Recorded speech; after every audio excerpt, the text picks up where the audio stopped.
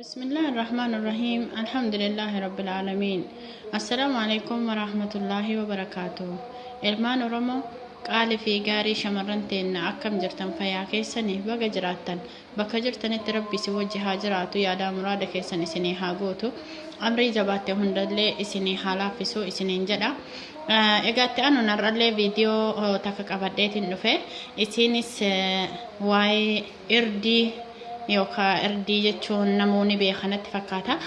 Irdii jechuun isa kana fakkeenyaaf ittoo keelloo hojjechuuf yookaan ittoo kuduraa hojjechuuf isa kana fayyadamna jechuudha. Ittoo muduraa jechuudha. Muduraa jechuun maal jechuu akka ta'ellee of yaadaan hin beeku. Vijiteebilii jechuudha. Hojjechuuf hedduu filatamaadha irdiini. Irdiin faayidaa hedduu qaba. Faayidaa isaa keessa tokkoffaa namni dhibee garaachaa qabu heddummeessee irdii nyaachuu qaba. Dhibee garaachaa jechuun coggaarraa jedhama biyya keenyatti jechuudha.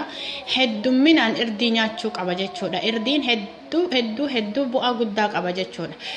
Kabiraa namni yeroo qufaan isin qabe yookaan namni tokko yoo qufaan qabe jechuun namni qufaan qabee ka kokkeen isaa cufames haa ta'u, ka yeroo baay'ee bishaan funyaan irraa yaa'us haa ta'u, ka qufa'us haa ta'u, dhukkubbii adda addaa sababii qabbanaatiinis haa ta'u, sababii qufaan waan ajaa'ibu tokkorraa nama qabuudhaan namatti dhufu tokkorra yeroo kana irdii fayyadamne hedduu yeroo gabaabaa keessatti faayidaa isaa irraa argachuu dandeenya yookaan immoo fayyuu dandeenya jechuudha. Akkaataan itti fudhatamiinsa isatti irdii itti fudhatan aannan danfifne san akkuma nama sukkaara itti godhu fal'aanaa sukkaaraa tokko irdii itti goona aannan danfetti jechuudha.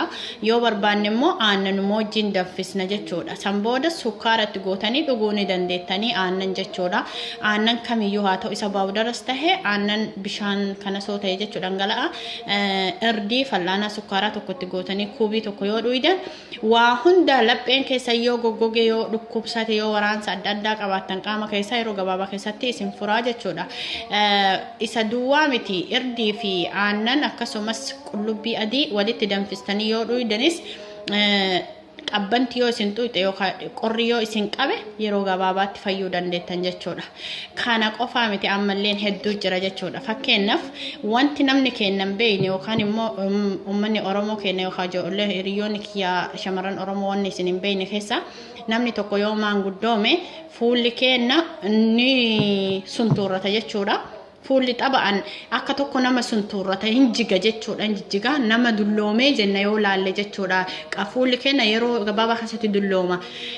Namni irdii baay'inaan nyaatu nyaata irdii qabu heddummeessee yoo nyaate namni tokko daa'ima ijoollee fakkaata jechuudha. Umriin isaa xaba'an yoo 50 ka ta'u ta'e ijoollee waggaa 20 wayii fakkaachuu danda'a jechuudha. Maaliif jenna?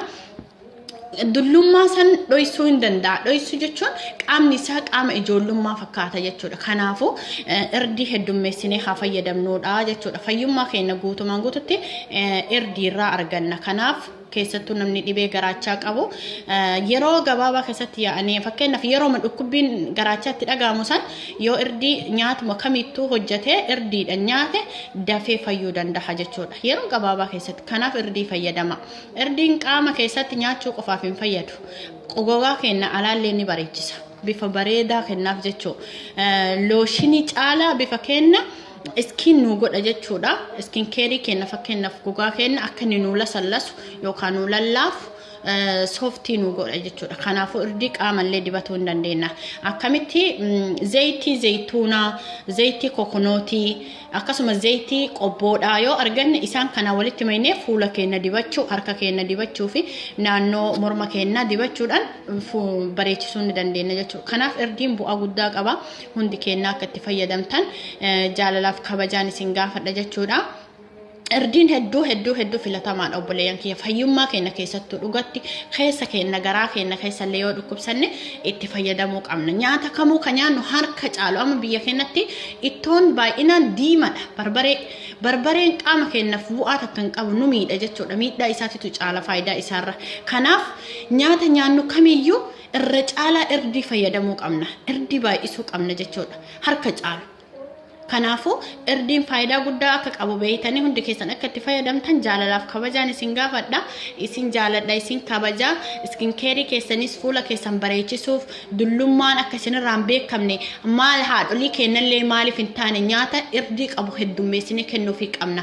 Akka isaan fuulli isaaniitis tunnu bareeduuf akka nutillee bareennutti isa kana daa'imman keenya soorata daa'imman keenya qopheessinu keessattuu irdiidhaan hojjechuufii qabna jechuudha. Nyaata irdii qabu heddummeessinee ijoollee keenya itti nyaachisnee guddifachuu qabna isiniin ja'a.